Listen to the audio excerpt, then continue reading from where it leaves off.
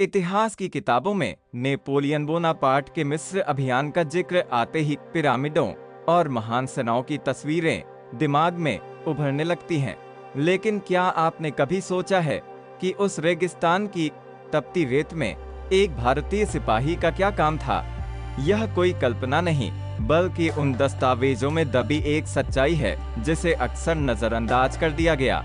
साल 1798 का वह समय था जब फ्रांस का महत्वाकांक्षी जनरल नेपोलियन बोनापार्ट अपनी विशाल सेना के साथ मिस्र के तट पर उतरा था। उसका मकसद सिर्फ मिस्र को जीतना नहीं था, बल्कि अंग्रेजों के भारत जाने वाले रास्ते को रोकना और पूर्वी दुनिया में फ्रांसीसी साम्राज्य का विस्तार करना था। उस समय दुनिया के भूगोल और सत्ता के समीकरण तेजी से बदल रहे थे। नेपोलियन के इस अभियान में वैज्ञानिकों, चित्रकारों और सैनिकों का एक बड़ा काफिला था।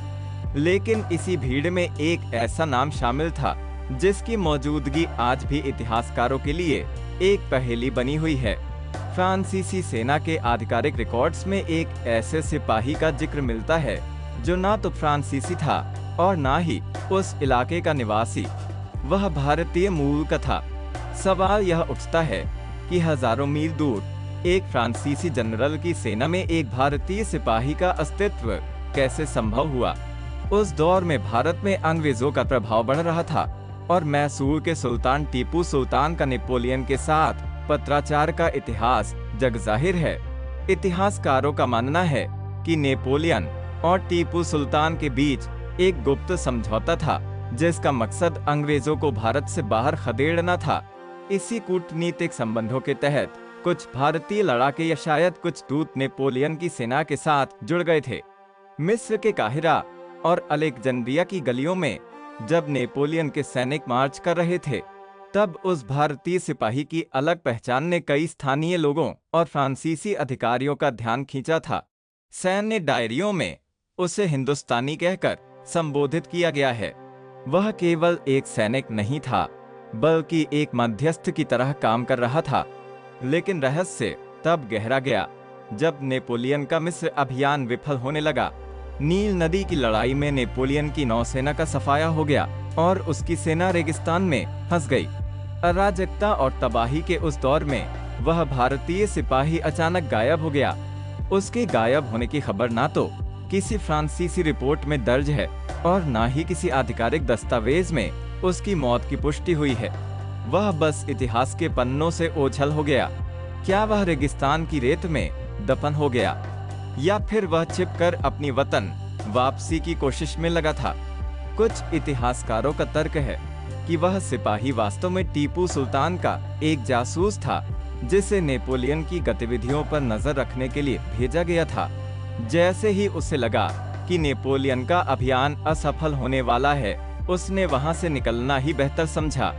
दिलचस्प बात यह है कि उस दौर की कुछ फ्रांसीसी पेंटिंग्स में एक ऐसे सैनिक की झलक दिखाई देती है जिसकी वेशभूषा बाकी सैनिकों से बिल्कुल अलग है। उसके चेहरे पर वह भारतीयता है जो उसे बाकी सेना से अलग खड़ा करती है। यह पेंटिंग ही उस गुमनाम सिपाही का एकमात्र भौतिक सबूत मानी जाती है।